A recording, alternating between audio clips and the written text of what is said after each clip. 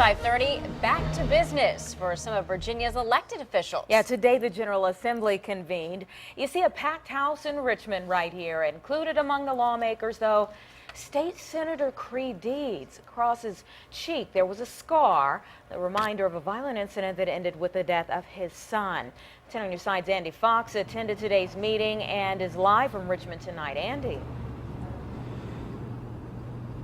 Yeah, that was certainly one of the big stories up here. Creigh Deeds, he did not want to discuss what happened, but the scars were certainly visible of that terrible and tragic attack. Another big story up here were Virginia Beach delegates Chris Stolley and Barry Knight both got plum assignments on the House Appropriations Committee. That is huge for Virginia Beach. That's the main money committee, but certainly the big headline up here was Creigh Deeds back in the General Assembly.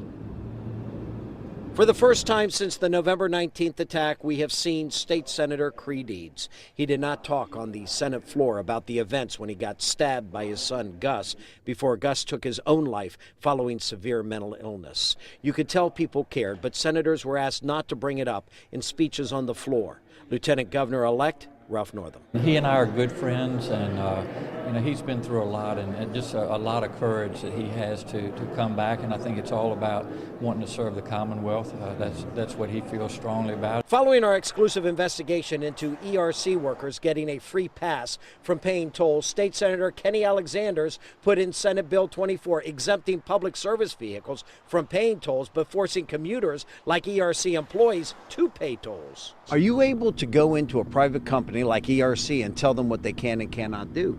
Well, I think that the legislature can do a lot of things when we're in session. Certainly, if something that's not consistent with other tolling facilities. The first political battle between Democratic Governor-elect Terry McAuliffe and the Republican-controlled House of Delegates might be expanding Medicaid. For the next 3 years, we can bring over $6 billion back to the Virginia economy, provide health care. No cost to us, 100% paid for by the federal government. Republican Speaker of the House, Bill Howell. I don't understand his thinking on that. I think he's missing a couple of zeros. I think that Medicaid expansion does not create jobs.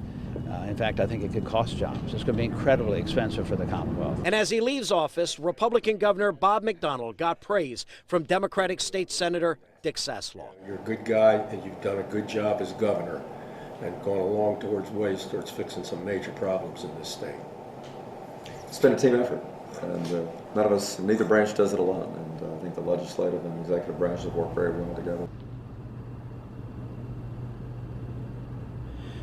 Only 10 on your side was in that meeting. Very nice praise from Dick Saslaw, but it certainly is that spirit of cooperation, bipartisan cooperation that Bob McDonnell has demonstrated over the last 4 years that will be part of his lasting legacy. And also his legacy will be a new funding mechanism for roads all across the Commonwealth. The State of the Commonwealth speech begins at 7 in Richmond. Andy Fox, 10 on your side.